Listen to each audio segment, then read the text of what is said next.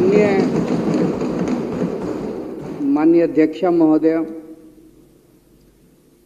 आज मैं सदन को एक कहानी सुनाना चाहता हूं। कहानी का शीर्षक है चौथी पास राजा।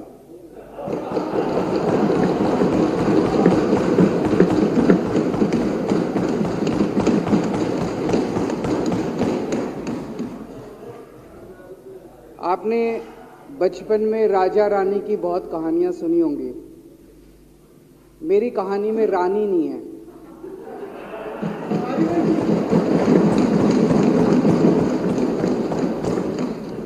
बस राजा है। ये एक ऐसे राजा की कहानी है अध्यक्ष महोदय, जो अनपढ़ था, चौथी पास था, बेहद अहंकारी था, बहुत अहंकार था, बहुत ज्यादा, और पैसे की इतनी हवस थी, इतना भ्रष्टाचारी था, इतना भ्रष्टाचारी राजा था।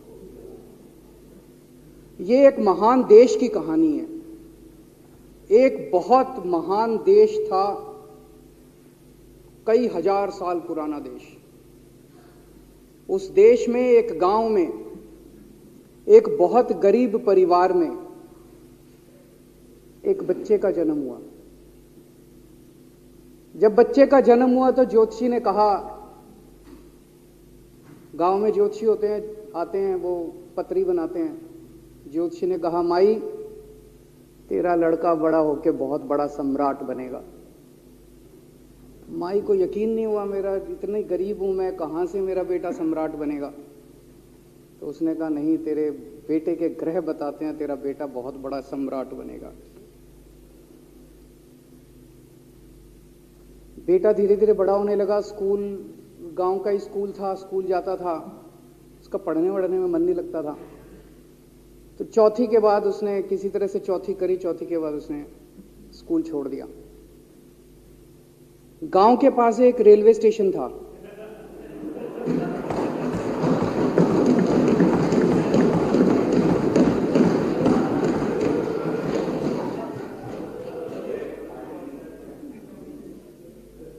तो घर का खर्चा चलाने के लिए वो लड़का वहां स्टेशन पे चाय बेचता था।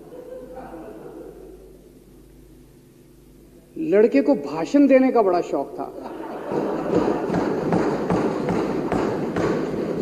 सारे गांव के लड़कों को इकट्ठा कर लेता, आसपास के गांव के भी इकट्ठा कर लेता, सामने वो खाट डाल लेता, उस पर चढ़ जाता और भाषण देता। धीरे धीरे आसपास के गांव के लड़के भी इकट्ठे हो गए। जिस भी चीज में भाषण देता, एक बार शुरू हो जाता तो बंद ही नहीं होता। अब ज्योतिषी ने कहा था, लड़का बड़ा हुआ, बड़ा होके एक दिन उस महान देश का वो राजा बन गया। पूरे देश में उसका नाम हो गया चौथी पास राजा। लोग उसको चौथी पास राजा कहते थे। अब उसे आता जाता कुछ था नहीं, पढ़ा लिखा था नहीं। अफसर आते, कुछ अंग्रेजी में चपर चपर करते, उसको समझ नहीं आता। अफसर जो मर्जी उससे साइन करा के ले जाते, जो मर्जी उससे साइन करा के ले जाते। अब वो कुछ पूछे अफसरों से तो उसे भी शर्म आती थी कि मैं पूछूंगा तो उनको लगेगा अनपढ़ आदमी है, पता चल जाएगा। तो उसके भी दिल में ये रहता था, यार मैं पूछूं ना पूछूं। पता नहीं किस किस चीज पे उसने चौथी पास राजा ने साइन कर दिए। फिर धीरे धीरे राजा को ये बुरा लगने लगा, यार ये मेरे को चौथी पास कहते हैं। तो उसने एक फर्जी डिग्री बनवा ली। कहीं से फर्जी डिग्री बना के ले आया, एमए की। बोला मैं एमए हूं। तो लोगों को लगा, यार ये तो ठीक नहीं है, ये तो फर्जी डिग्री हम बना के ले आया हमारा राजा। तो लोगों ने आरटीआई डाली। जो आरटीआई डालता उस पर 25,000 रुपये जुर्माना।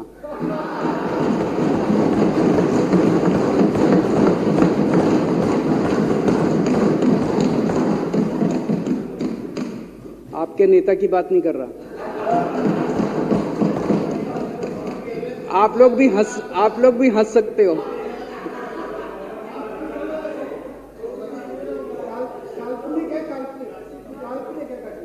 तो जो आरटीआई डाले उसको 25,000 रुपए का जुर्माना, जो आरटीआई डाले उसको 25,000 रुपए का जुर्माना। एक दिन कुछ लोग गए चौथी पास राजा के पास, बोले जी एक बड़ा धांसू आइडिया लेके आए हैं। बोले बताओ। बोले जी नोटबंदी कर दो, भ्रष्टाचार खत्म हो जाएगा देश से। तो उसने कुछ पूछा, उसे कुछ समझ नहीं आया राजा को क्या कह रहे हैं क्या नहीं, पर उसे लगा यार कुछ धांसू आइडिया होगा। उसने एक दिन रात को 8 बजे टीवी चैनलों पे जाके नोटबंदी कर दी। बोला सारे नोट बंद।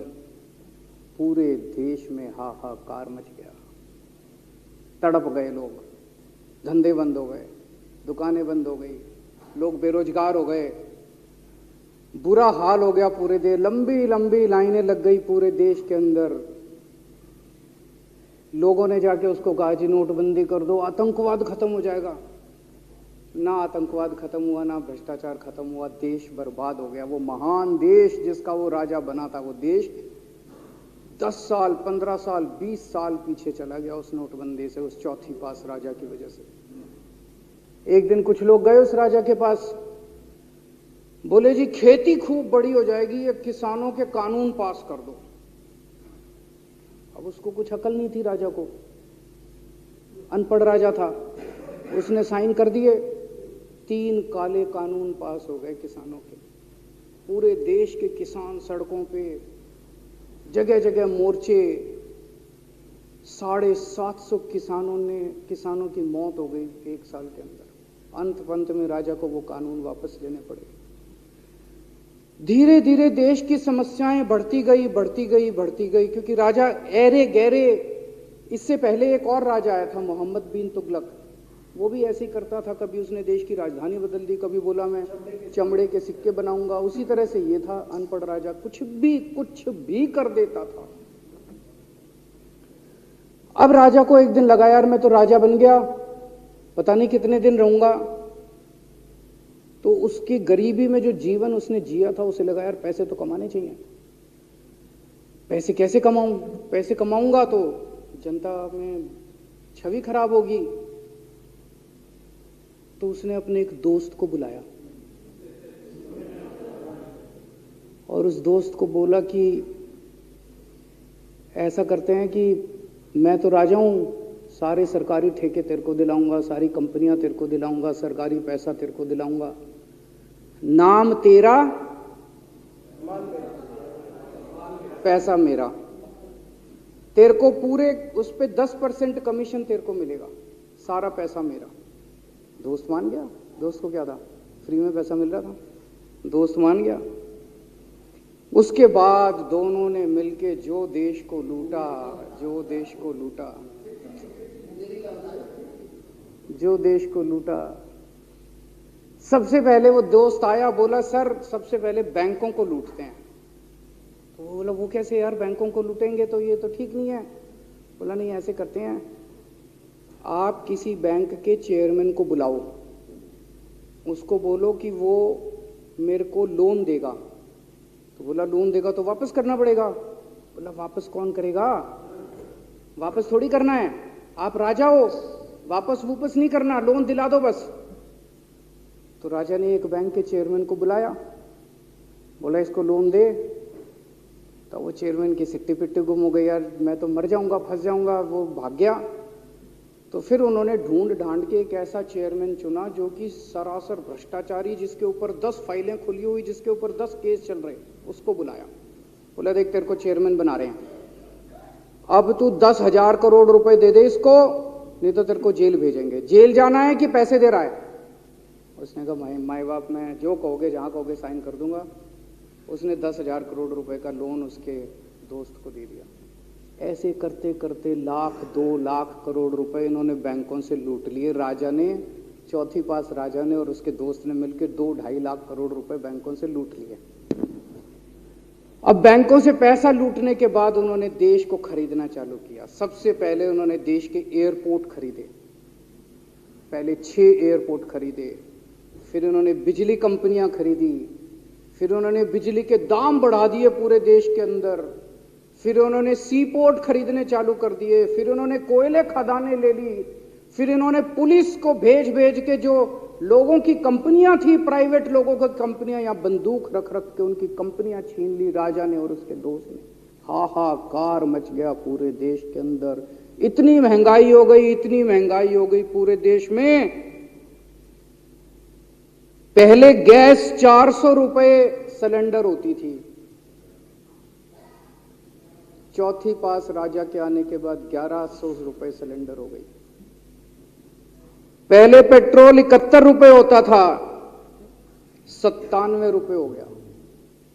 पहले डीजल 57 रुपए होता था, 90 रुपए लीटर हो गया। जब पेट्रोल के दाम बढ़ गए, डीजल के दाम बढ़ गए, तो सारी चीजों के दाम बढ़ गए देश के अंदर। हाहाकार मच गया।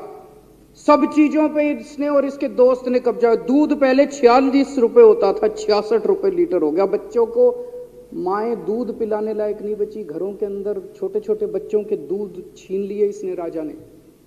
सरसों का तेल 90 रुपए लीटर होता था, 214 रुपए हो गया। बताओ, धीरे धीरे पूरे देश में हाहाकार मच गया। लोग अब राजा के खिलाफ आवाज उठाने लगे, लोग उसके खिलाफ बोलने लगे। तो राजा ने कह दिया, जो मेरे खिलाफ बोलेगा पकड़ के जेल में डाल दो। एक के बाद एक राजा ने लोगों को पकड़ पकड़ के जेल में डालना शुरू कर दिया। किसी ने राजा का कार्टून बना लिया, उसको भी जेल में डाल दिया। किसी ने राजा का नाम गलत ले दिया, उसको भी जेल में डाल दिया। किसी टीवी चैनल वाले ने राजा के खिलाफ लिख दिया, उसको भी पकड़ के जेल में डाल दिया। किसी जज ने राजा के खिलाफ कोई ऑर्डर कर दिया, उसको भी पकड़ के जेल में डाल दिया। ना जजों को छोड़ा, ना पत्रकारों को छोड़ा, ना मीडिया को छोड़ा, ना व्यापारियों को छोड़ा, ना उद्योगपतियों को, किसी को नहीं छोड़ा। राजा ने पकड़ पकड़ के उसने चौथी पास राजा ने सबको जेल में डालना चालू कर दिया। एक महान देश कहां से कहां पहुंच गया। उसी देश के अंदर एक छोटा सा राज्य था, उस राज्य का एक मुख्यमंत्री था।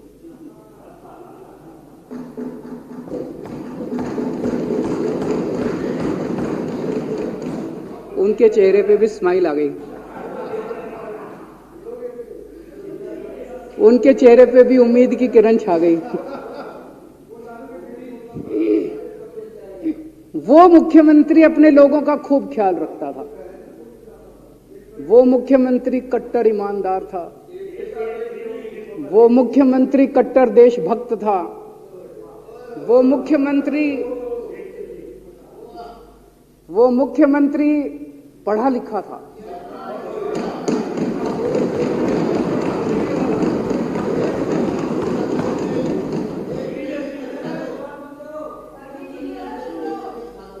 उस मुख्यमंत्री ने अपने लोगों को महंगाई से छुटकारा दिलाने के लिए बिजली मुफ्त कर दी। भाई साहब, उसके बाद तो चौथी पास राजा पागल हो गया। उसने बुला के जो हड़काया उस मुख्यमंत्री को कि तेरी हिम्मत कैसे हुई। उसे लगा राजा ने तो सारी बिजली कंपनियों पे कब्जा कर रखा था। उसे लगा अगर ये बिजली मुफ्त करने लग गया तो बाकी देश में तो मेरा बेड़ा गर्क, मेरी बिजली कंपनियां लुट जाएंगी, ऐसे कैसे चलेगा।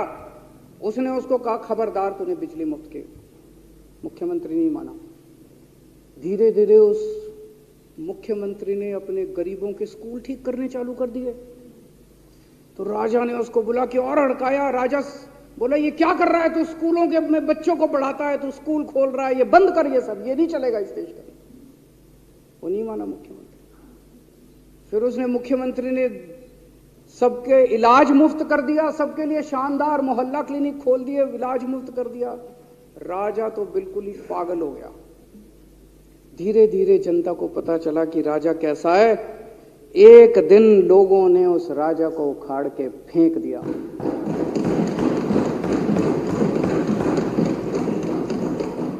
और लोगों ने एक किसी ईमानदार और देशभक्त आदमी को वहां बिठा दिया और उनकी सरकार आ गई।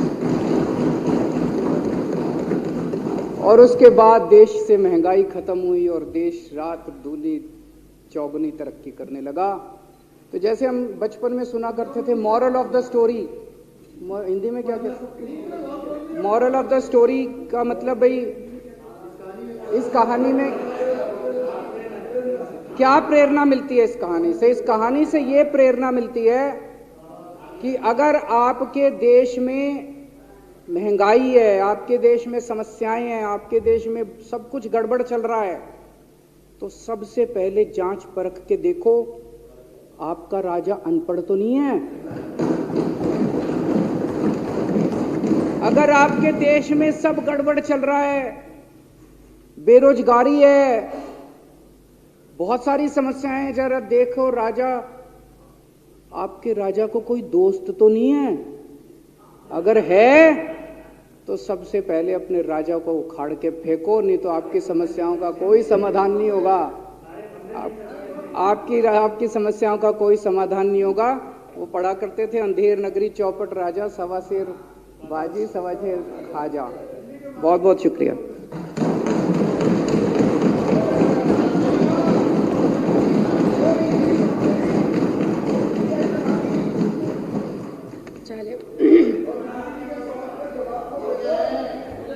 संकल्प पारित करना। अब श्री दिलीप पांडे माननीय मुख्य सचेतक द्वारा प्रस्तुत संकल्प सदन के सामने है। जो इसके पक्ष में है वो हाँ कहे, जो इसके विरोध में है वो ना कहे, जो इसके विरोध में है ना है, जो इसके विरोध में नहीं है वो ना कहे। हाँ पक्ष जीता, हाँ पक्ष जीता, संकल्प स्वीकार हुआ।